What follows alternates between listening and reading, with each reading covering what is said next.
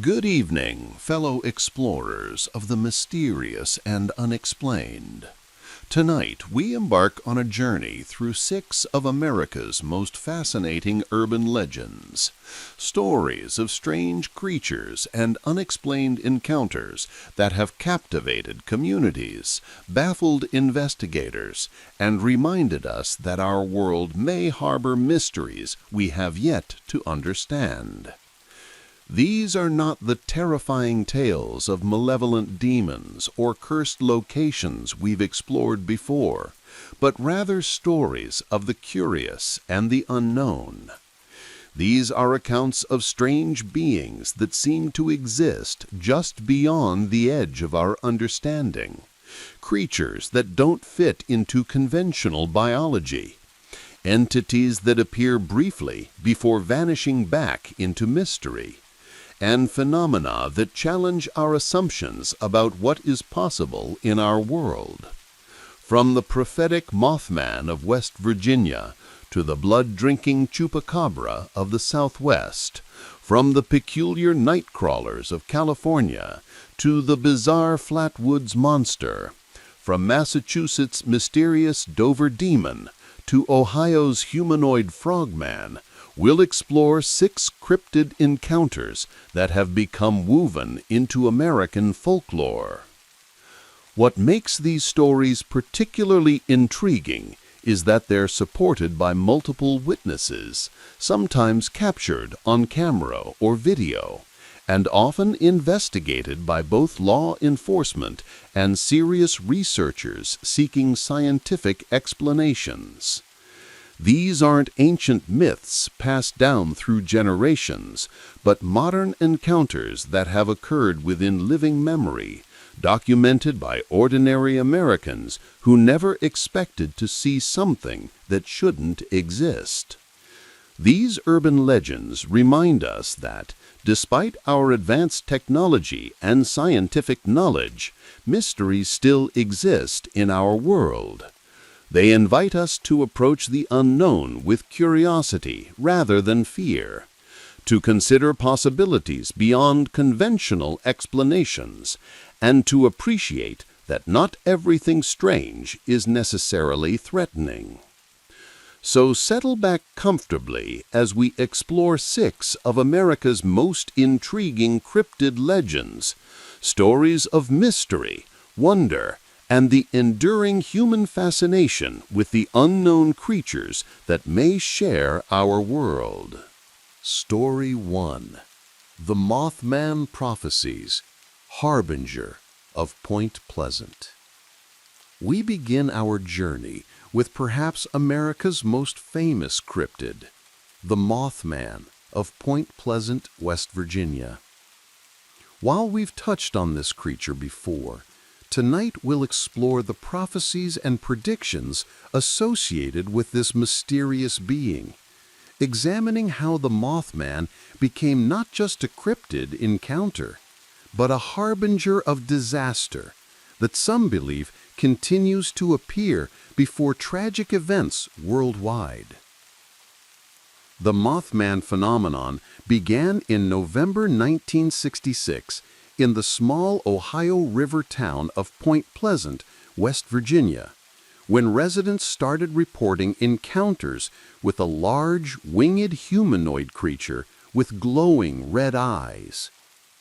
Over 13 months, more than 100 witnesses from all walks of life would report seeing this impossible being, creating one of the most well-documented cryptid cases in American history. The Mothman was described with remarkable consistency by witnesses. A humanoid figure standing between 6 and 7 feet tall, with a muscular build and grayish or brown skin that appeared rough or leathery. Large wings that could fold against its back when not in use, but extended to a wingspan of 15 to 20 feet during flight, allowing the creature to achieve incredible speeds. Witnesses reported it keeping pace with vehicles traveling over 100 miles per hour. Most distinctive were the eyes, large, reflective, and glowing an intense red color. These eyes were positioned where the head should be, with no visible face, nose, or mouth. Witnesses consistently reported feeling paralyzed or hypnotized when making eye contact with the creature. The Mothman demonstrated intelligence and apparent interest in human activities, often pursuing vehicles or following specific individuals, suggesting consciousness and intent rather than simple animal behavior. What elevated the Mothman from merely a cryptid sighting to something more mysterious and disturbing were the prophetic dreams and visions experienced by multiple witnesses following their encounters with the creature. After seeing the Mothman, witnesses began reporting vivid, disturbing dreams that seemed to predict future events with uncanny accuracy.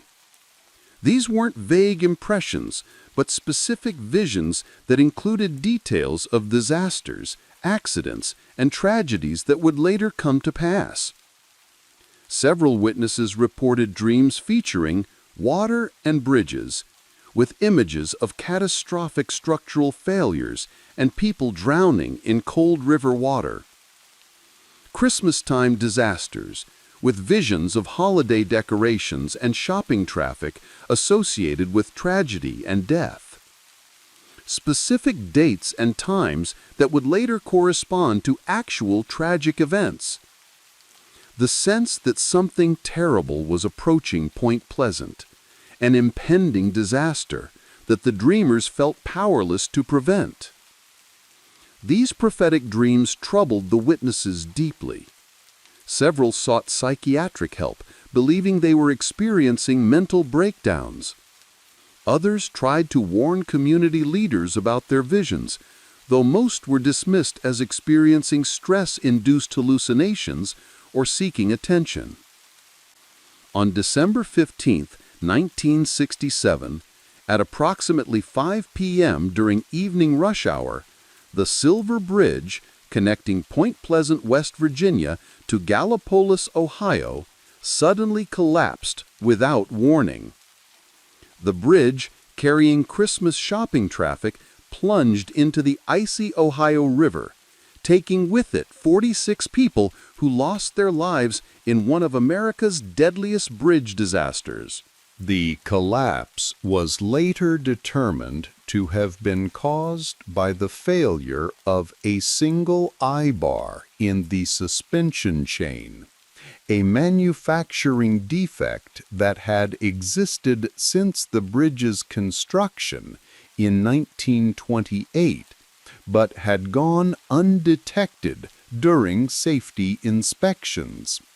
For those who had witnessed the Mothman and experienced the prophetic dreams, the disaster seemed to validate their visions. The key elements they had dreamed about were all present: water and a bridge, the Ohio River and the Silver Bridge that crossed it. Christmas time. The disaster occurred during the holiday shopping season, exactly as some had envisioned. Mass casualties and drowning. 46 people died, most drowning in the freezing river water. The timing. Some witnesses reported their most intense prophetic dreams had occurred in the days immediately before the disaster, as if the impending tragedy was intensifying the psychic impressions. Most significantly, Mothman sightings ceased almost entirely after the bridge collapse, as if the creature's purpose, whatever that might have been, had been fulfilled. The being that had terrorized Point Pleasant for 13 months simply vanished, leaving behind questions that remain unanswered to this day.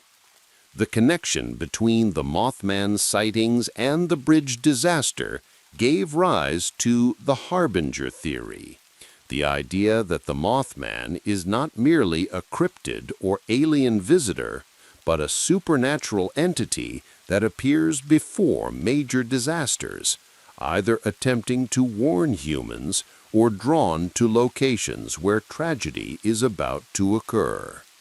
This theory gained support from subsequent reports of Mothman-like creatures appearing before other disasters.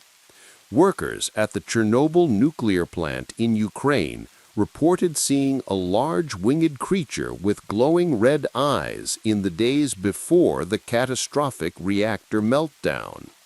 Local residents called it the Black Bird of Chernobyl, and some workers reported experiencing prophetic nightmares similar to those experienced by Point Pleasant witnesses. Several witnesses reported seeing a large dark-winged creature flying near the World Trade Center in the days before the terrorist attacks. While these reports are less documented than other Mothman encounters, they follow the pattern of the creature appearing before major disasters. Various witnesses worldwide have reported Mothman-like creatures before earthquakes, tsunamis, and other natural disasters, suggesting that the entity may be drawn to any location where mass casualties are imminent. The harbinger theory proposes that the Mothman might be an interdimensional being that can somehow sense impending disasters and manifests in our reality when major tragic events are about to occur. A time traveler or entity from the future, attempting to warn people about disasters it knows will happen, but unable to communicate effectively due to the limitations of its manifestation. A psychic phenomenon, a kind of collective unconscious manifestation that appears when groups of people subconsciously sense impending tragedy, taking the form of a creature that embodies their fears and concerns. A neutral observer from another reality or dimension, drawn to significant events in human history, but not attempting to intervene, merely witnessing the unfolding of human fate. Journalist John Keel conducted the most extensive investigation of the Mothman phenomenon, spending over a year in Point Pleasant interviewing witnesses and documenting encounters. His book, The Mothman Prophecies, brought the case to national attention and remains the definitive account of the events. Keel discovered that the Mothman sightings were accompanied by numerous other strange phenomena in Point Pleasant. UFO sightings increased dramatically during the Mothman appearance period, with witnesses reporting strange lights and aerial objects performing impossible maneuvers over the Ohio River Valley. Men in black, mysterious individuals dressed in dark suits who claimed to be government agents, appeared to interview witnesses, often displaying knowledge they shouldn't have possessed and asking strange questions in odd, stilted language. Poltergeist activity and electronic phenomena increased in homes throughout the area, with residents reporting phantom phone calls, equipment malfunctions, and unexplained sounds. Keel concluded that Point Pleasant had become what paranormal researchers call a window area, a location where the barriers between dimensions or realities had somehow become permeable, allowing various types of unexplained phenomena to manifest simultaneously. Skeptics and scientists have proposed various explanations for the Mothman sightings that don't require supernatural or extraterrestrial explanations. The most common skeptical explanation suggests that witnesses saw large birds, particularly sandhill cranes or great blue herons, whose appearance in poor lighting could be mistaken for a humanoid winged creature. However, this theory struggles to explain the creature's apparent pursuit of vehicles at high speeds and its glowing red eyes. Some psychologists suggest that the Mothman phenomenon represents mass hysteria triggered by initial misidentifications, with subsequent witnesses seeing normal animals or objects but interpreting them through the lens of the established legend. However, this theory doesn't explain why the sightings stopped abruptly after the bridge disaster. A more conspiratorial theory proposes that the Mothman might have been a classified military project, perhaps a test of advanced flight technology or biological experiments that was being conducted near Point Pleasant. The men in black would represent actual government agents attempting to suppress information about the project. Some researchers suggest that communities under stress sometimes create collective visions or hallucinations that embody their anxieties. Point Pleasant in the 1960s was experiencing economic decline and social tension, which might have created conditions favorable to collective psychological phenomena. Today, Point Pleasant has embraced its connection to the Mothman, establishing a museum dedicated to the creature and erecting a 12-foot-tall metallic statue in the town center. The annual Mothman Festival attracts thousands of visitors who celebrate the mystery while supporting local businesses. The Mothman represents one of America's most compelling cryptid cases because of the volume and quality of witnesses, over 100 people, including law enforcement officers and other credible observers, the consistency of descriptions across independent witnesses, the apparent connection to a real disaster that claimed 46 lives, the continuing reports of Mothman-like creatures before subsequent disasters worldwide. Whether the Mothman is a biological creature, an interdimensional being, a harbinger of disaster, or something entirely else, its appearance in Point Pleasant in 1966-67 created an enduring mystery that continues to fascinate researchers and remind us that some phenomena resist easy explanation. The Mothman serves as our introduction to the world of American urban legends, mysterious encounters with the unknown that are well documented, widely witnessed, yet remain unexplained despite decades of investigation and speculation. Story 2. The Chupacabra, the Southwest's vampire beast. From the winged humanoid of West Virginia, we traveled to the American Southwest to explore the legend of the Chupacabra, a creature whose name means goat sucker in Spanish, and whose alleged attacks on livestock have terrorized farming communities from Puerto Rico to Texas, from New Mexico to California.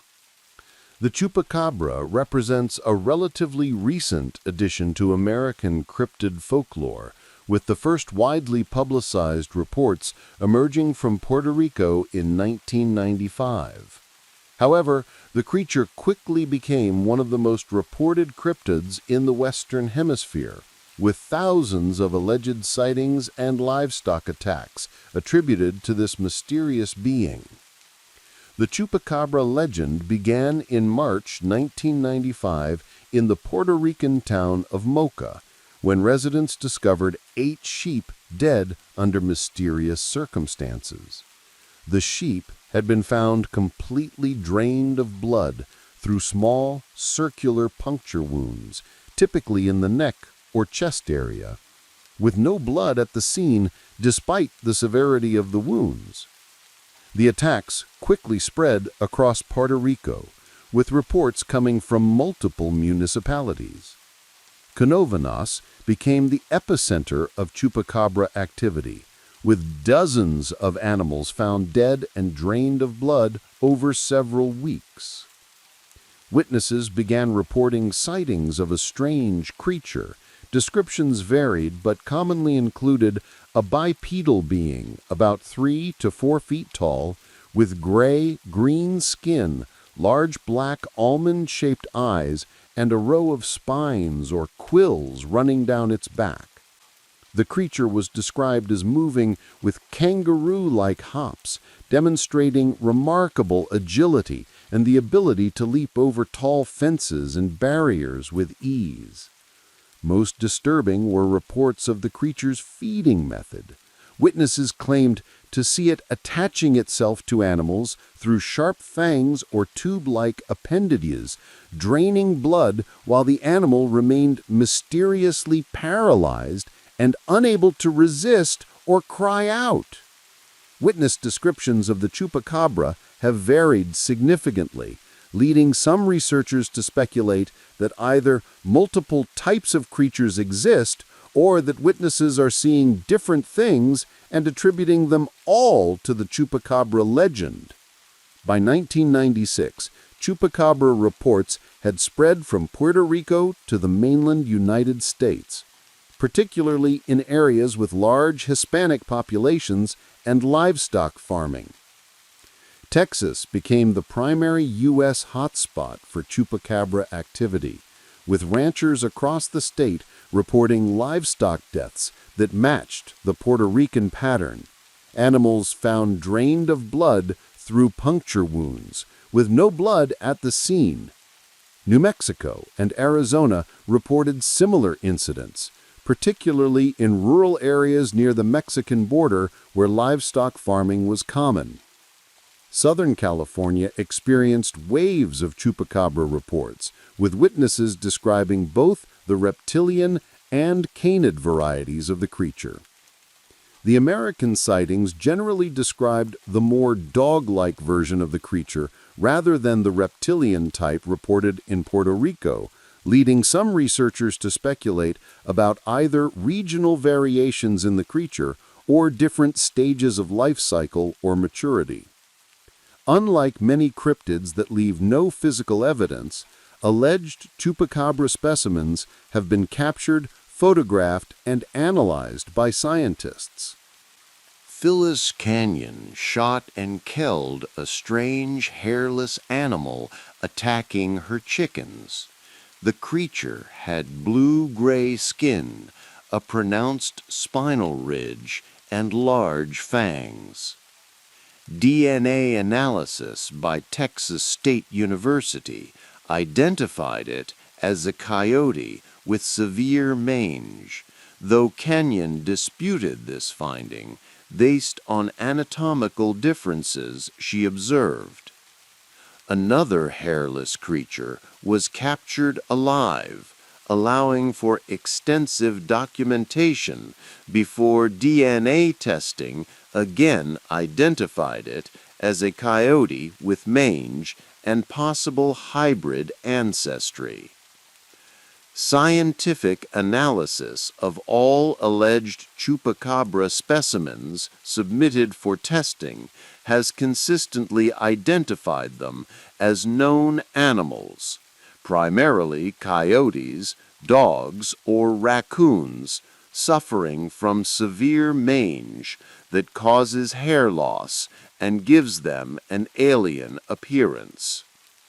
However, cryptozoology enthusiasts argue that DNA testing only proves that some alleged chupacabras are misidentified known animals, not that all sightings can be explained this way. The creatures captured and tested are all the dog-like variety. The original reptilian chupacabra from Puerto Rico has never been captured or tested. Some anatomical features of the tested specimens don't match standard coyote or dog anatomy, suggesting possible hybrid animals or mutations not accounted for in standard analysis. The exsanguination, blood draining of livestock remains the most puzzling aspect of Chupacabra reports. Farmers and ranchers describe finding animals completely drained of blood, with minimal blood at the scene, suggesting either highly efficient feeding or removal of blood for unknown purposes. The puncture wounds are typically precise and clean, unlike the messy kills typically made by known predators like coyotes, mountain lions, or feral dogs. Animals are sometimes found in impossible locations or positions, suggesting they were moved after death by something capable of carrying significant weight. Veterinarians who have examined alleged Chupacabra victims note that complete exsanguination is actually common in predator attacks due to cardiovascular system failure, and that blood often pools internally or seeps into the ground rather than being visible at the scene. However, they acknowledge that some cases show unusual characteristics that don't match typical predator behavior patterns. The Chupacabra has become deeply embedded in Latino, Hispanic culture, representing different things to different communities. For some, it's a genuine cryptid that science has yet to properly document and classify. For others, it's a symbol of economic hardship. Attacks intensify during difficult economic times when farmers and ranchers can least afford livestock losses. Some see it as representing environmental concerns, a creature driven from its natural habitat by human expansion, forced to prey on domestic animals. Conspiracy theorists suggest the Chupacabra might be the result of secret government experiments, escaped exotic pets, or even extraterrestrial beings conducting biological experiments on Earth. Chupacabra reports continue regularly throughout the American Southwest and Latin America. Social media has enabled real-time reporting of sightings, with alleged Chupacabra photographs and videos regularly going viral. Trail cameras and security systems occasionally capture images of strange, hairless creatures that viewers identify as Chupacabras, though identification remains controversial. Livestock attacks matching the Chupacabra pattern continue to be reported, with farmers and ranchers insisting that the predator responsible doesn't match known animals in their behavior or methods. The scientific community generally considers the Chupacabra mystery solved. The creatures are coyotes or dogs with severe mange, and the blood-draining aspects are exaggerations or misunderstandings of normal predator behavior. Believers counter that science is only studying captured specimens, not investigating sightings or attacks in real time. The original Puerto Rican reptilian Chupacabra has never been captured or scientifically studied. Some attacks show characteristics that don't match known predators, regardless of disease or condition. The legend's rapid spread and the consistency of certain details across independent witnesses suggests an underlying reality beyond mere folklore.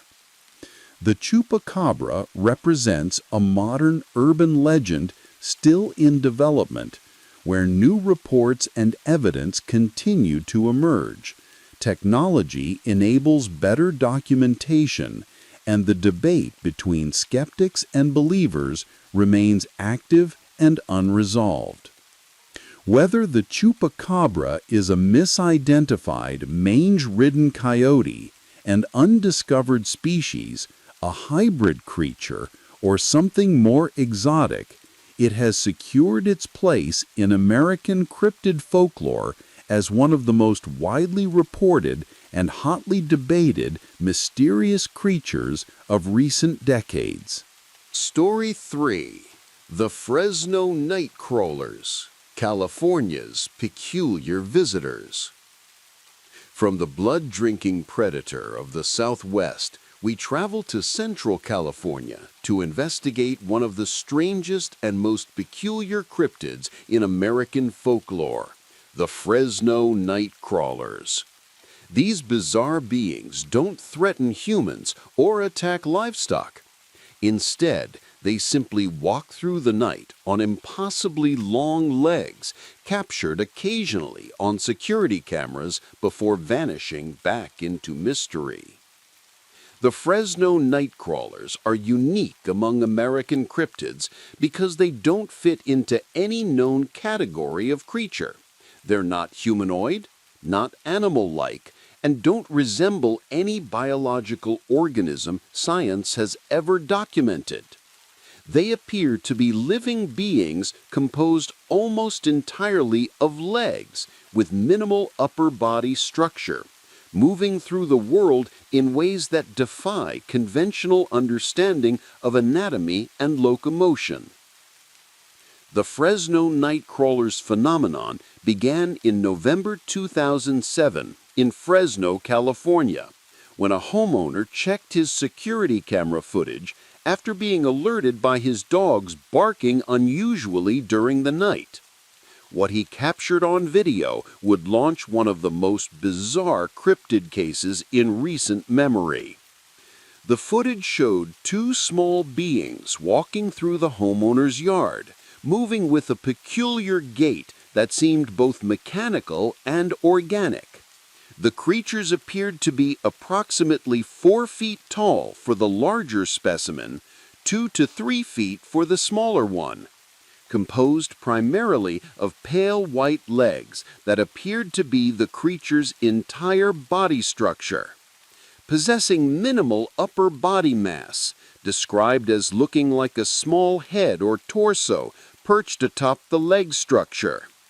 Moving with a distinctive swaying motion, the legs appearing to bend in ways that don't match human or animal leg joints. The creatures walked through the yard, apparently unaware or unconcerned by the camera, and eventually walked out of frame and disappeared into the night. Analysis of the Fresno footage and subsequent videos has revealed consistent characteristics. The Nightcrawlers appear to be 60 to 70% legs, with the remaining 30 to 40% being a small upper body that tapers from the leg joints. Some analysts describe them as looking like animated pairs of pants or walking tree roots. Consistently described as pale white or cream-colored, appearing almost luminescent in infrared camera footage. The creatures walk with a distinctive swaying gait, each leg moving independently in a way that suggests either a different number of legs than two or leg joints that work differently from human or animal anatomy. Reports vary, but most sightings describe creatures between 2 to 4 feet tall. although this measurement is complicated by the fact that the creatures are primarily legs and have no clearly defined head-to-foot proportion like conventional bipeds. Most footage shows minimal detail of any features beyond the leg structure. No obvious arms, limited head definition, no visible sensory organs like eyes or ears. The Fresno Nightcrawler case gained additional credibility in March 2011 when a second security camera video emerged from Yosemite National Park showing creatures matching the Fresno description walking through a camping area at night. The Yosemite footage was particularly significant because it was captured in a different location from the original sighting, suggesting that if the Fresno video was hoaxed, someone created a remarkably similar hoax independently in Yosemite, or that genuine creatures matching this unusual description exist in multiple California locations. The Yosemite video showed the creatures walking near trees and other objects that provided scale reference, allowing analysts to estimate size and movement patterns more accurately.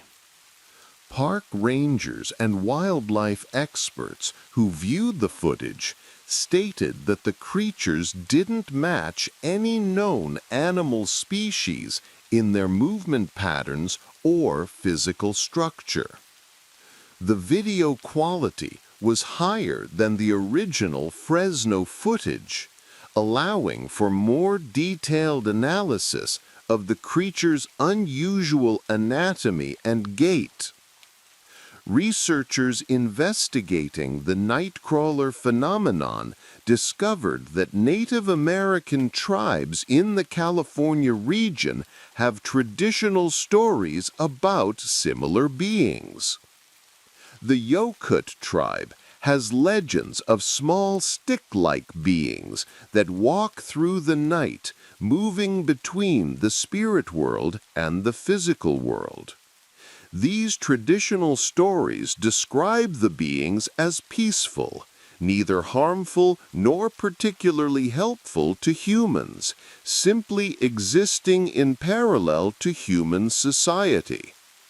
Some tribal traditions hold that these beings are spiritual entities rather than physical creatures, manifestations of natural forces that occasionally become visible to human observers. The connection to Native American folklore suggests that either the Nightcrawlers or something very similar have been present in California for centuries, or that modern sightings have been unconsciously influenced by cultural knowledge of these traditional stories.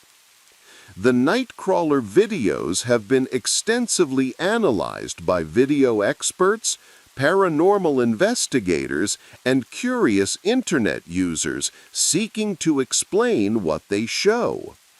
Skeptics propose that the videos show people wearing white pants or fabric, walking bent over or on stilts to create the illusion of unusual leg proportions.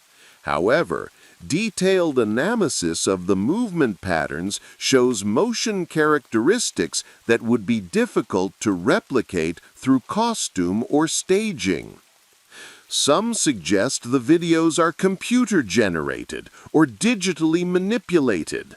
However, video forensics experts who have analyzed the footage find no evidence of digital manipulation, and the lighting shadow patterns are consistent with genuine night security camera footage. Some cryptozoologists speculate that the Nightcrawlers might be an undiscovered species adapted to nocturnal environments, possibly with extremely specialized anatomy that has evolved for specific ecological niches in California forests. More speculative theories suggest the Nightcrawlers might be entities from another dimension that occasionally manifest in our reality, explaining their unusual anatomy that doesn't conform to Earth biology. Some UFO researchers propose that the Nightcrawlers might be biological probes sent by extraterrestrial intelligences to observe Earth, with their unusual anatomy representing alien engineering rather than terrestrial evolution. What makes the Fresno Nightcrawlers particularly interesting in the context of Cryptid Encounters is their apparent harmlessness. They don't attack animals or threaten humans. They don't cause property damage or create dangerous situations. They simply walk through the night, apparently going about whatever business motivates them, and then disappear. This peaceful nature makes them something of an anomaly in cryptid folklore, which typically focuses on dangerous or threatening unknown creatures. The Nightcrawlers are simply odd. Despite limited sightings and documentation, the Fresno Nightcrawlers have developed a devoted following. They've become internet celebrities, with their distinctive appearance making them easily recognizable and shareable in memes and artwork. Artists and crafters create Nightcrawler-themed merchandise, from plush toys to sculptures, celebrating the creature's peculiar charm. The city of Fresno has unofficially adopted the Nightcrawlers as a local curiosity, with some residents embracing the creatures as a unique aspect of their community's identity. Cryptozoology researchers continue to investigate the Nightcrawler phenomenon. Motion-activated cameras have been set up in Fresno area locations, hoping to capture additional footage. Researchers have attempted to replicate the creature's appearance and movement through costumes and special effects, generally concluding that, while possible, it would be difficult to achieve the exact movement patterns shown in the original videos. Some investigators have conducted nighttime expeditions hoping to encounter the Nightcrawlers directly, though no confirmed direct human encounters have been documented. The Fresno Nightcrawlers remain one of cryptozoology's most peculiar mysteries. Unlike creatures that might be misidentified known animals or that fit into recognizable categories, the Nightcrawlers are simply bizarre, beings that don't fit any template we have for understanding life forms. Whether they're elaborate hoaxes, unknown animals with extremely specialized anatomy, interdimensional visitors, or something else entirely, the Nightcrawlers have captured public imagination precisely because they're so strange and yet so apparently harmless. They remind us that not all mysteries need to be terrifying or threatening to be fascinating, and that sometimes the universe presents us with phenomena that are simply peculiar. The Fresno Nightcrawlers stand as one of the most unusual urban legends in American cryptid folklore. Mysterious beings that walk through the night on impossible legs, captured briefly on camera before returning to whatever realm they call home, leaving behind only questions and a lingering sense of wonder at how strange our world might actually be. Story 4. The Flatwoods Monster, West Virginia's Alien Visitor.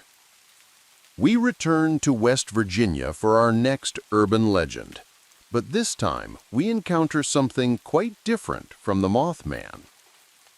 The Flatwoods Monster, also known as the Braxton County Monster, or the Phantom of Flatwoods, represents one of America's most famous alleged encounters with an extraterrestrial being, a creature so bizarre in appearance and behavior that it has become an iconic figure in UFO folklore. The Flatwoods encounter occurred on September 12, 1952, during the height of America's UFO fascination in the early Cold War era.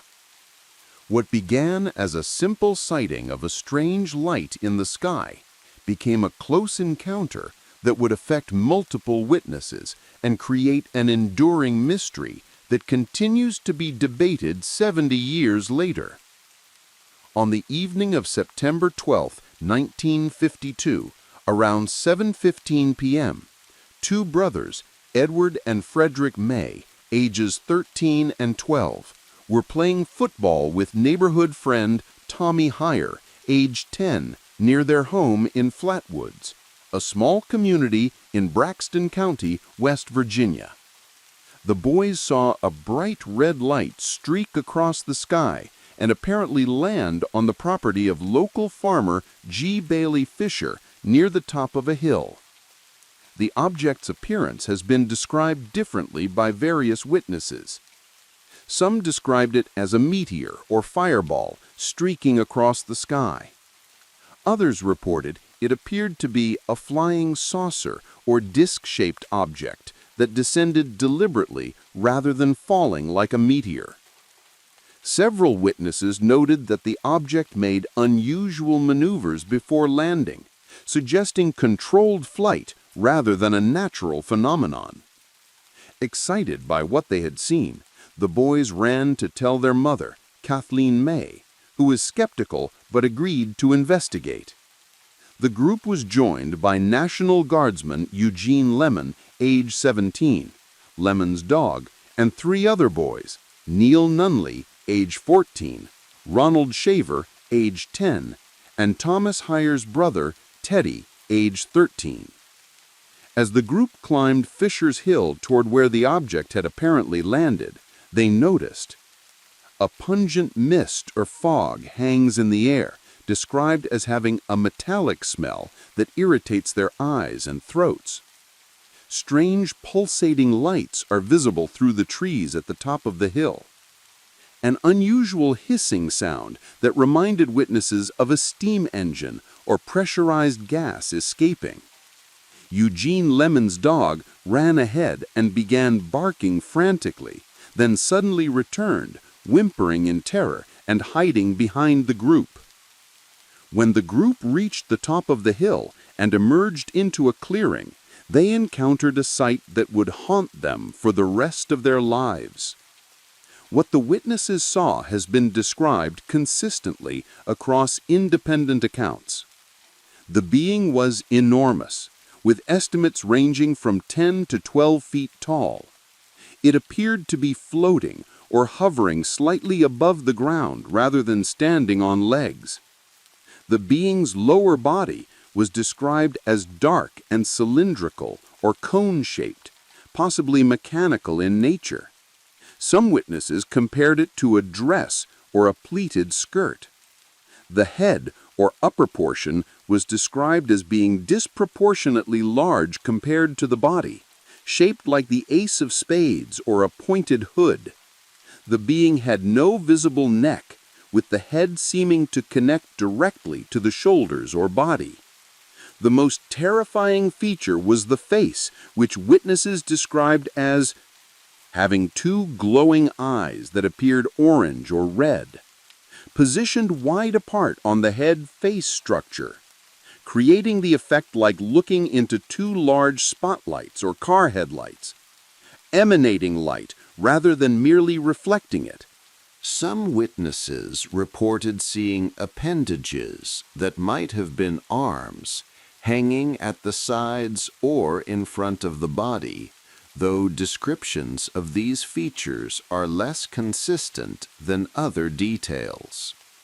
The entity appeared to be dark greenish or dark blue-gray in color, with some witnesses noting metallic or reflective qualities to its surface.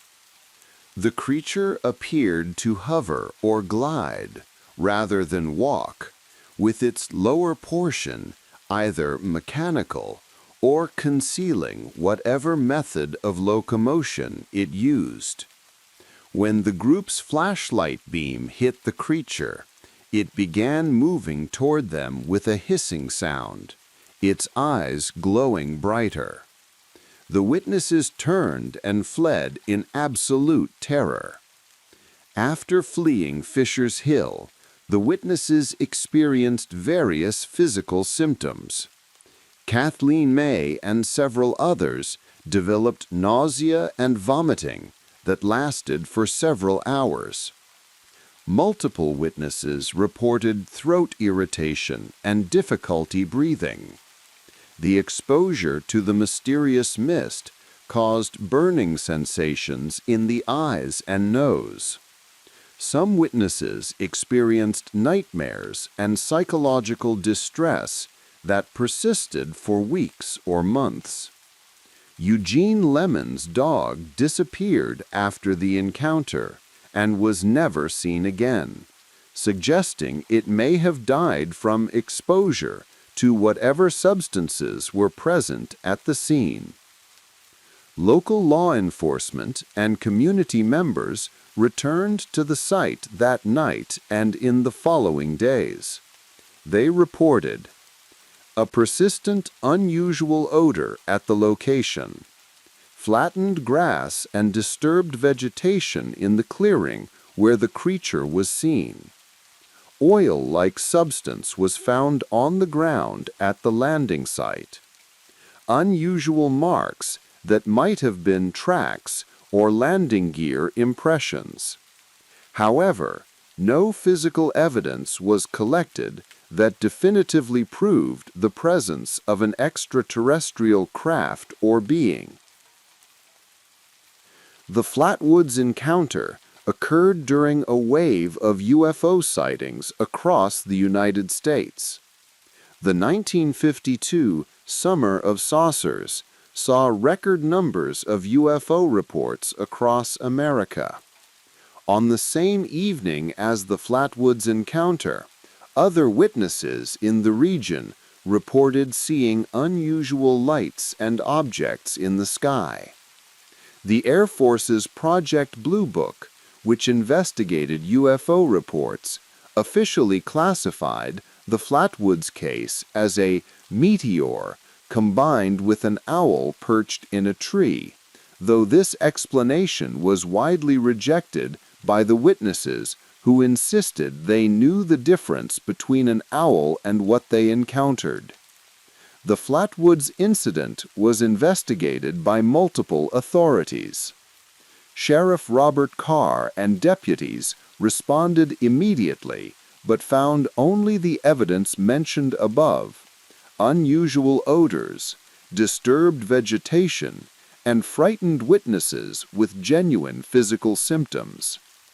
Project Blue Book investigated and concluded the witnesses had seen a meteor and misidentified an owl, with the glowing eyes being owl eyeshine and the mechanical body being tree branches and shadows. This explanation satisfied no one who had actually witnessed the encounter. Newspapers across the country covered the story, with reporters interviewing witnesses and visiting the site. The case received national attention, making Flatwoods briefly famous. Civilian investigators documented the witnesses' accounts, photographed the site, and collected testimony that has been preserved in UFO archives for decades. Various theories have been proposed to explain the Flatwoods encounter. Skeptics maintain that witnesses saw a barn owl perched in a tree, with its eyeshine creating the glowing eyes effect, and tree branches creating the illusion of a large body. However, this doesn't explain the pulsating lights, the landing of an object, the persistent odor, or the physical symptoms experienced by witnesses. UFO researchers propose that witnesses encountered an alien being, possibly investigating Earth or conducting repairs on a damaged spacecraft that had made an emergency landing. Some suggest the object might have been an experimental military aircraft or drone that malfunctioned and crashed, with the creature being either a pilot in unusual gear or an automated system. The government's dismissive official explanation might represent a cover-up of classified military activity. Skeptical psychologists suggest the encounter might represent mass hysteria or social contagion, with initial witnesses seeing something mundane but interpreting it as extraordinary, with subsequent witnesses unconsciously conforming their experiences to match the established narrative. The Flatwoods witnesses maintained until their deaths that they saw something genuinely extraordinary. Kathleen May gave numerous interviews over the years, always maintaining the consistency of her account and expressing frustration with official explanations that dismissed their experience. The children who witnessed the event grew into adults who continued to insist they encountered something that couldn't be explained as a misidentified animal or natural phenomenon. The physical symptoms they experienced were real and documented, requiring medical attention in some cases. The psychological impact of the encounter affected witnesses for years, with some requiring counseling to process the traumatic experience. The Flatwoods Monster has become an iconic figure in UFO and cryptid folklore. The distinctive appearance, tall, hovering, with glowing eyes and an ace of spades-shaped head, makes it instantly recognizable in artwork and popular culture. The town of Flatwoods has embraced its strange history, erecting a chair in the shape of the monster and hosting an annual festival celebrating the encounter. The case is featured in virtually every book and documentary about UFO encounters and alien visitations. The monster's image appears in merchandise, in video games, and in popular culture references, making it one of the most visually distinctive entities in American paranormal folklore. 70 years after the encounter, the Flatwoods Monster case remains unresolved. No definitive evidence has emerged proving or disproving the extraterrestrial hypothesis. The official explanations remain unsatisfactory to anyone who seriously examines the witnesses' accounts and physical evidence. The case stands as one of the most intriguing possible alien encounter cases in American history, supported by multiple credible witnesses who had no obvious motive to fabricate such a story. The Flatwoods Monster represents the mystery of potential contact with non-human intelligence, whether extraterrestrial, interdimensional, or something else entirely. It reminds us that sometimes ordinary people in ordinary places encounter the extraordinary, and that some mysteries resist resolution no matter how much time passes or how thoroughly they're investigated. Story 5. The Dover Demon, Massachusetts 3-Day Mystery. From West Virginia's alien visitor, we traveled to Massachusetts for a cryptid encounter so brief yet so consistent that it has become one of the most intriguing mysteries in American urban legend. The Dover Demon appeared for only 3 nights in April 1977, was seen by multiple independent witnesses and then vanished completely, never to be reliably reported again. What makes the Dover Demon case particularly compelling is the quality of the witnesses. Teenagers with no history of making false reports, giving consistent descriptions across independent sightings, creating detailed sketches of what they saw, and maintaining their stories consistently for decades despite skepticism and ridicule. On the evening of April 21, 1977, 3 teenagers were driving along Farm Street in Dover, Massachusetts, a wealthy suburban community about 15 miles southwest of Boston. Bill Bartlett, age 17, Mike Mazzocca, age 17, and Andy Brody, age 17, were returning from a friend's house around 10:30 p.m. when Bartlett, who was driving, noticed something moving along a stone wall beside the road.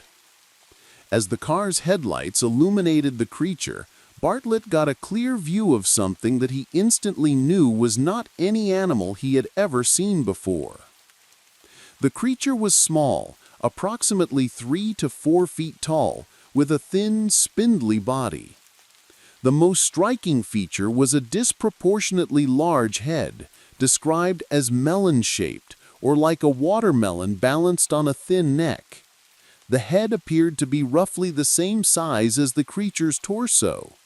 Large, orange glowing eyes that appeared to lack pupils or irises, just solid orange orbs that reflected the car's headlights with an eerie luminescence. The creature appeared to be hairless, with rough textured skin that was described as tan or peach-colored, similar to the texture of sandpaper. Long, thin arms and legs with large hands and feet that seemed out of proportion to the creature's body. The fingers were long and appeared to have no joints or to bend in unusual ways. The creature had no obvious nose, mouth, or ears, just the oversized head dominated by those glowing orange eyes. The creature was gripping the stones of the wall with its long fingers, turning its head to watch the car pass. The entire sighting lasted only a few seconds, but Bartlett got a clear enough view to sketch the creature immediately after the encounter. Bartlett's companions hadn't seen the creature because they were looking in other directions when the car passed it. However, Bartlett's obvious distress and his immediate detailed description convinced them that he had seen something genuinely strange. Later that same evening, around midnight, 15-year-old John Baxter was walking home along Miller High Road, about a mile from where Bartlett had his sighting. As he walked, he noticed a figure approaching him from the opposite direction. Initially, thinking it was a friend or acquaintance, Baxter called out. The figure stopped. Baxter walked closer, but as he did, he realized the figure was not human. It had the wrong proportions and was moving strangely. The creature ran off the road and down a ravine. Baxter followed and saw it standing approximately 30 feet away on the edge of a gully, gripping a tree trunk.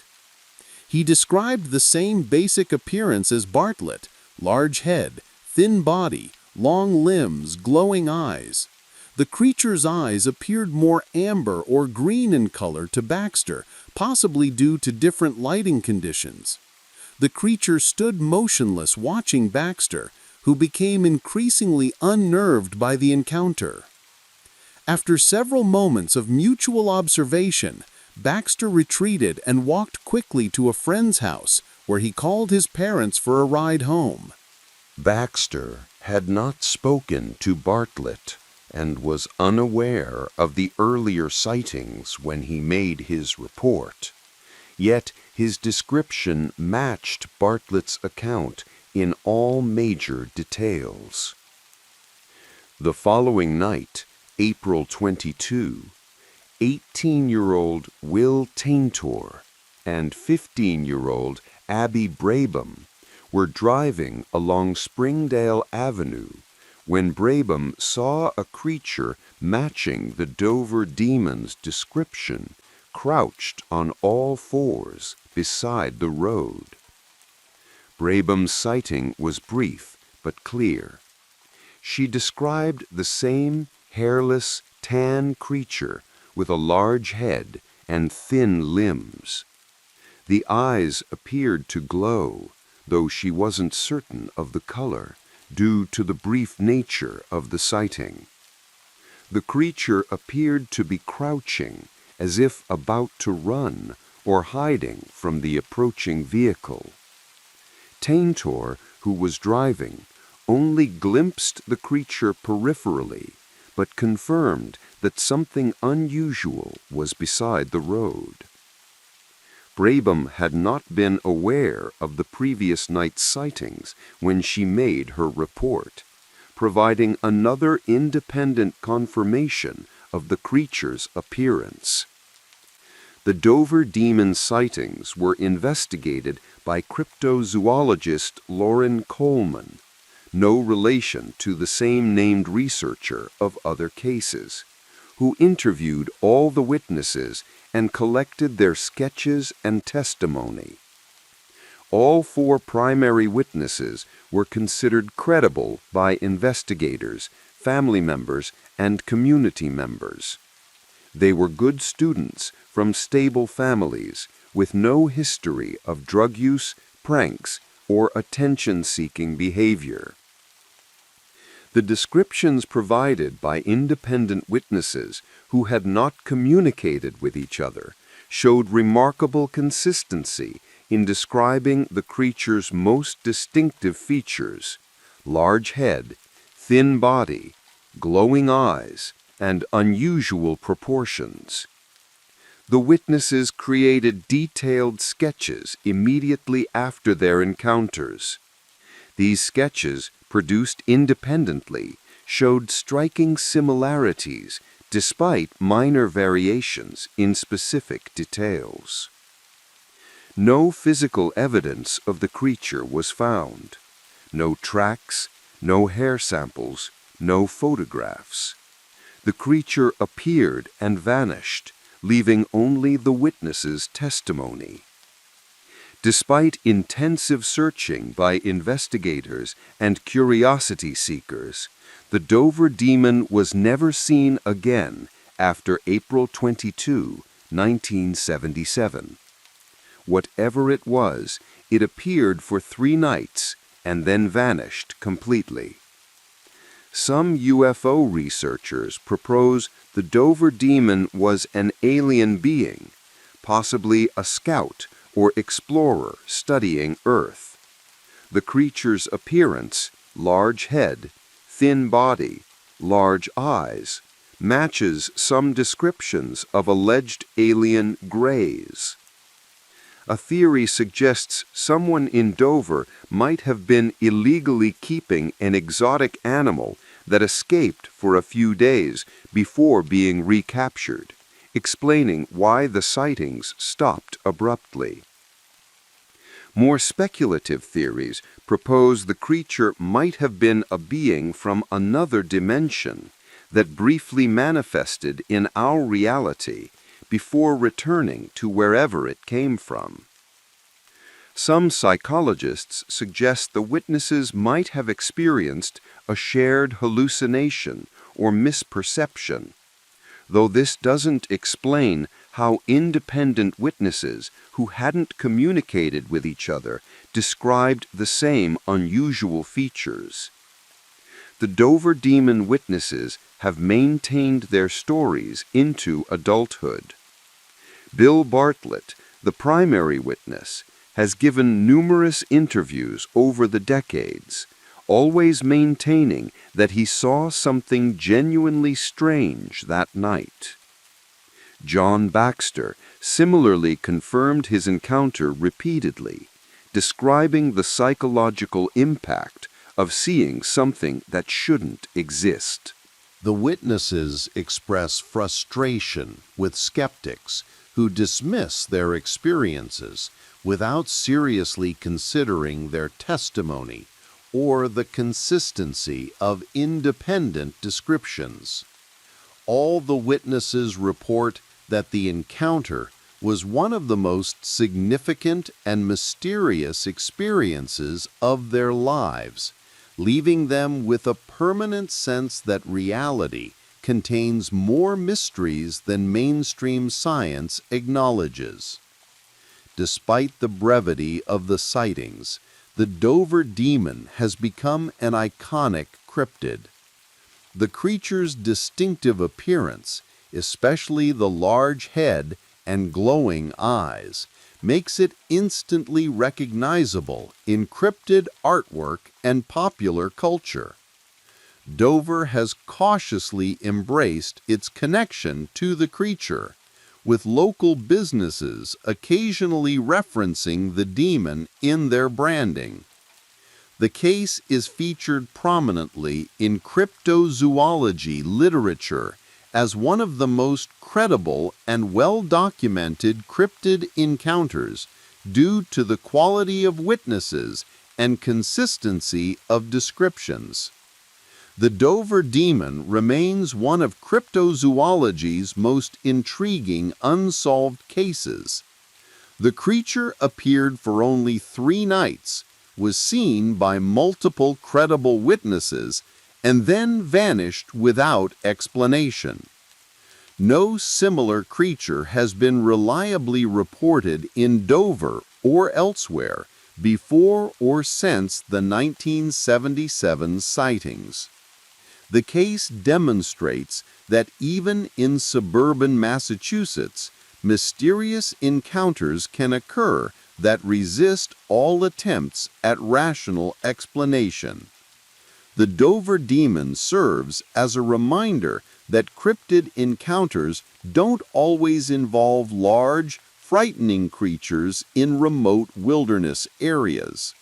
Sometimes the strangest encounters happen in ordinary suburban settings witnessed by typical teenagers, involving creatures so bizarre they seem to belong in science fiction rather than Massachusetts reality. Whether the Dover demon was an alien visitor, an unknown animal, an interdimensional traveler, or something else entirely, it provided a brief glimpse of something genuinely mysterious. A 3-day window into the unknown that closed as mysteriously as it opened, leaving behind only questions and the consistent testimony of witnesses who saw something they still cannot explain. Story 6. The Loveland Frogman, Ohio's amphibious enigma. We conclude our journey through American urban legends with perhaps the most peculiar cryptid of all, the Loveland Frogman of Ohio. This creature combines the seemingly impossible, a bipedal, humanoid amphibian standing upright like a human but possessing the features of a frog. The Loveland Frogman has been reported multiple times over several decades, with encounters detailed enough to create a consistent image of this bizarre being. The Loveland Frogman legend centers on the small city of Loveland, Ohio, located along the Little Miami River, about 15 miles northeast of Cincinnati. The river and its surrounding wetlands create an environment rich in amphibian life, making it perhaps fitting that Ohio's strangest cryptid should be some form of intelligent frog creature.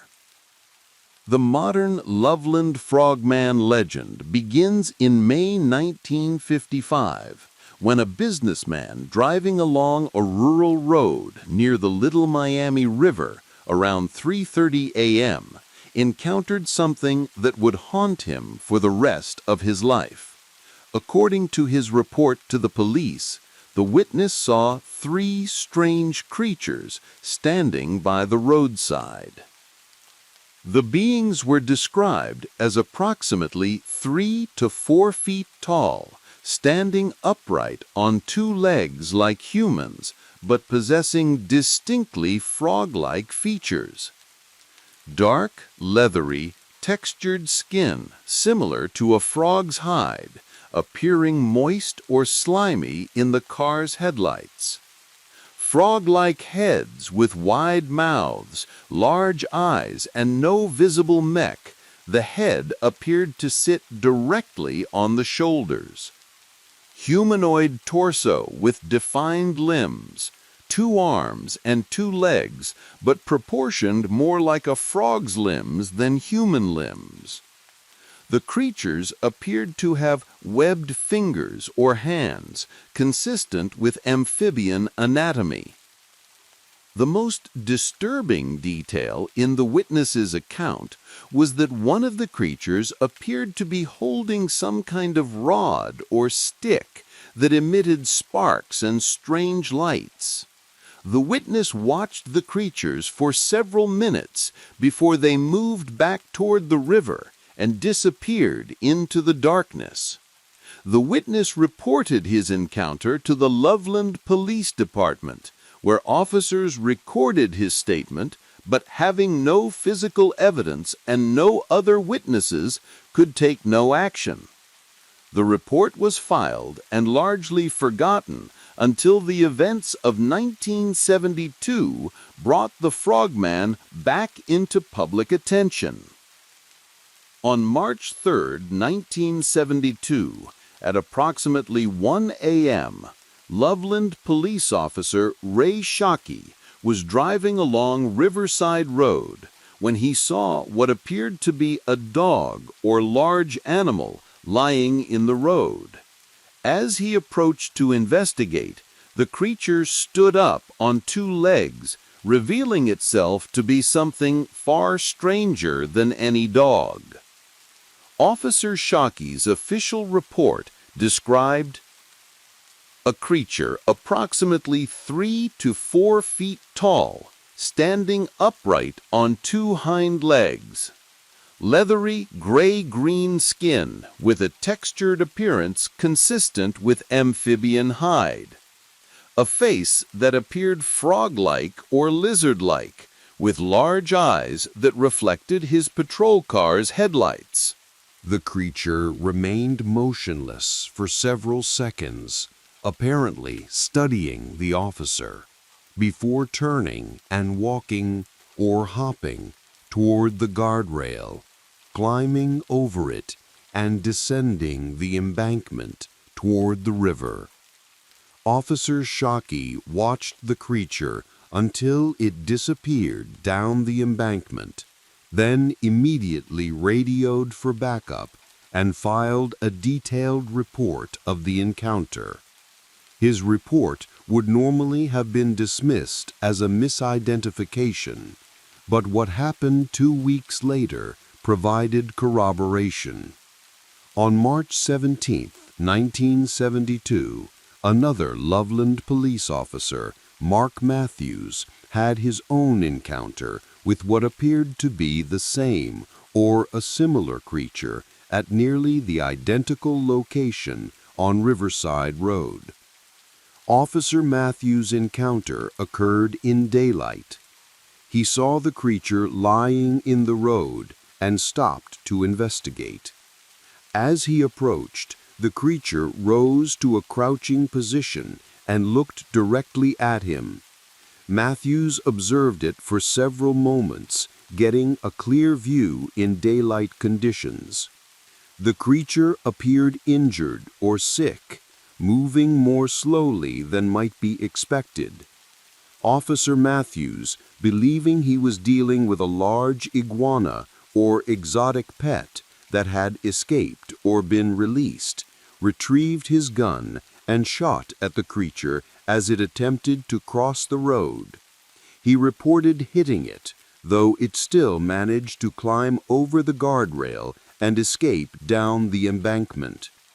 Matthews later expressed regret about shooting at the creature, but at the time He believed it might be dangerous and was following protocol for dealing with potentially hazardous wildlife.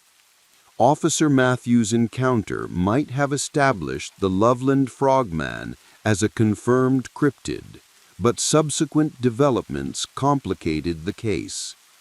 In later years, Matthews gave interviews suggesting that what he and Officer Shockey had seen was simply a large iguana, possibly an escaped exotic pet, that had been misidentified due to poor lighting conditions and the surprise of the encounter. However, other sources claim that Matthews was pressured to recant his story due to ridicule and professional concerns, and that his later explanations don't match the details in his original official report.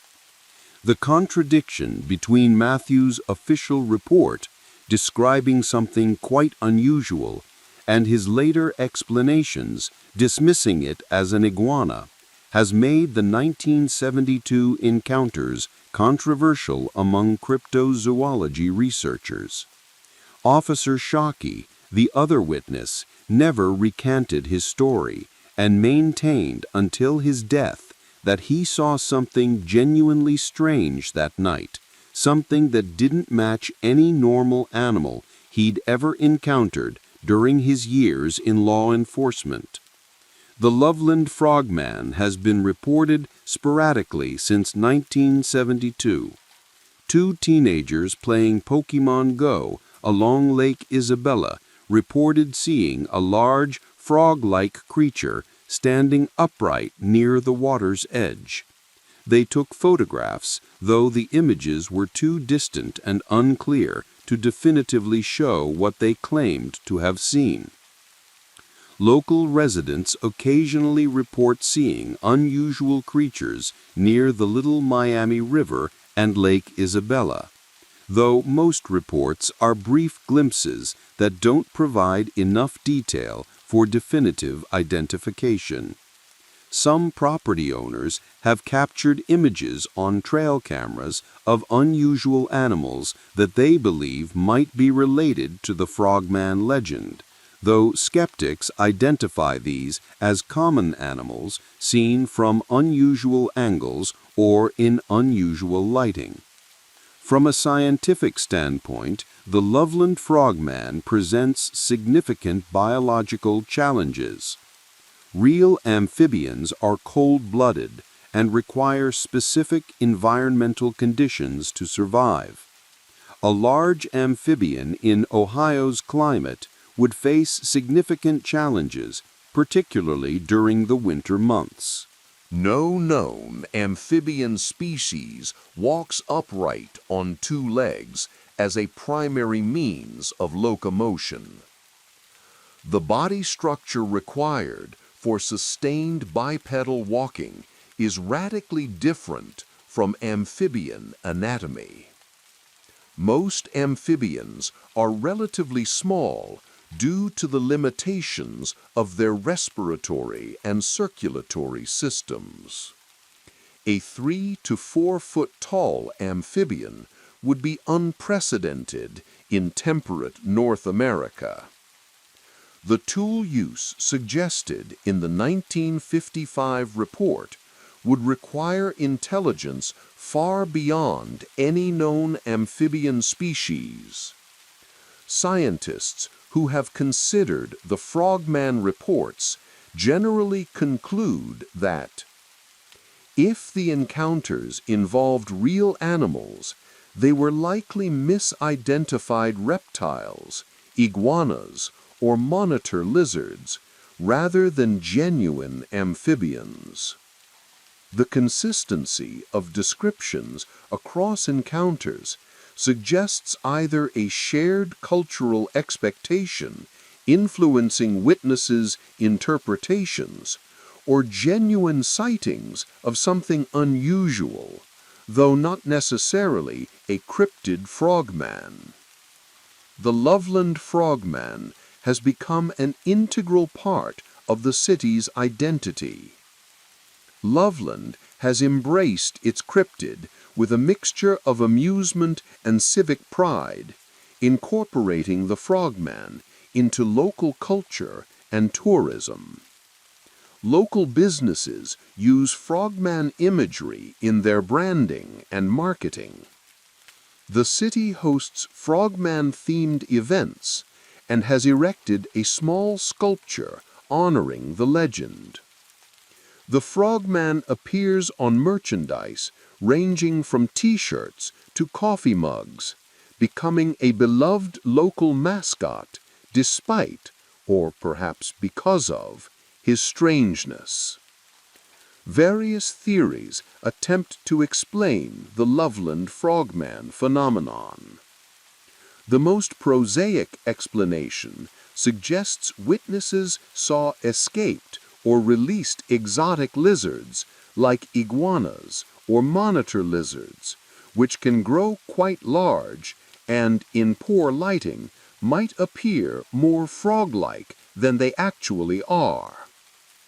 Some cryptozoologists speculate that a small population of unknown amphibians might exist in the Little Miami River system, though no physical evidence supports this theory.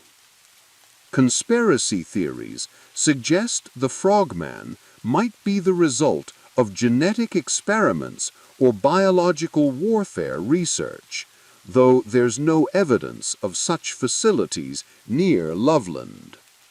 Skeptics propose that the legend has created expectation bias, causing people to interpret sightings of ordinary animals through the lens of the established frogman mythology.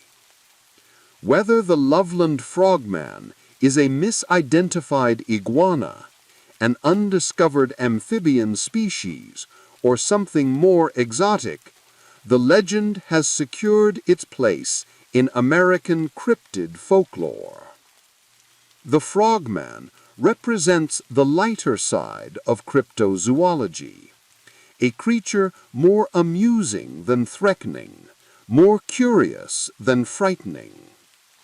It reminds us that monsters don't always have to be terrifying to capture our imagination. Sometimes the strangest and most wonderful mysteries are also the most whimsical. The consistency of witness descriptions across decades, the involvement of law enforcement officers as witnesses, and the creature's apparent intelligence all suggest that something unusual was seen in Loveland, even if we cannot definitively identify what that something was. The Loveland Frogman stands as one of America's most enduring cryptid mysteries, a bizarre amphibious humanoid that hops through Ohio folklore, reminding us that the world might be stranger and more wonderful than we imagine, and that sometimes the most peculiar creatures leave the most lasting impressions on our collective imagination.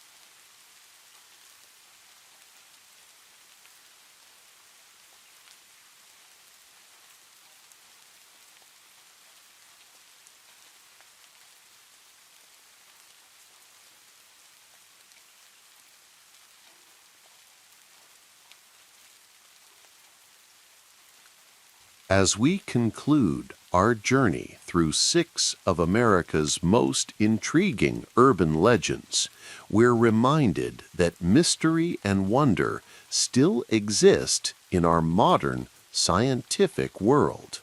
From the prophetic Mothman to the blood-drinking Chupacabra, from the leg-walking Nightcrawlers to the alien Flatwoods Monster, from the brief appearance of the Dover Demon to the amphibious Loveland Frogman, each of these creatures represents humanity's ongoing encounter with the unknown.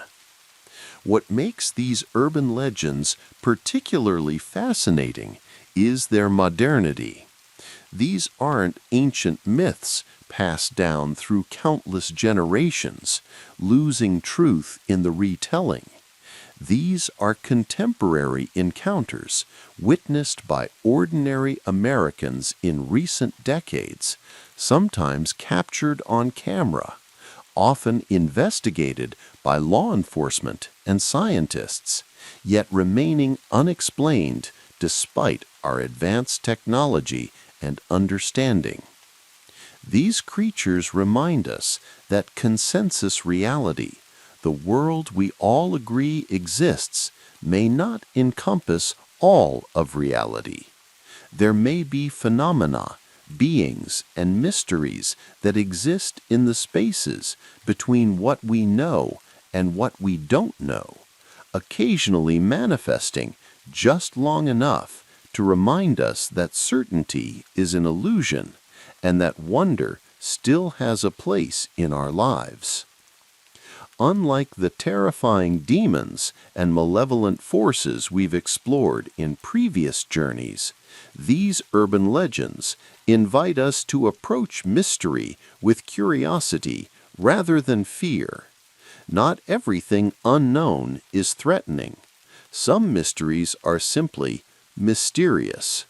They challenge us to remain open to possibilities, to question our assumptions, and to acknowledge that science, for all its achievements, has not yet explained everything. These stories also demonstrate the power of human experience and testimony.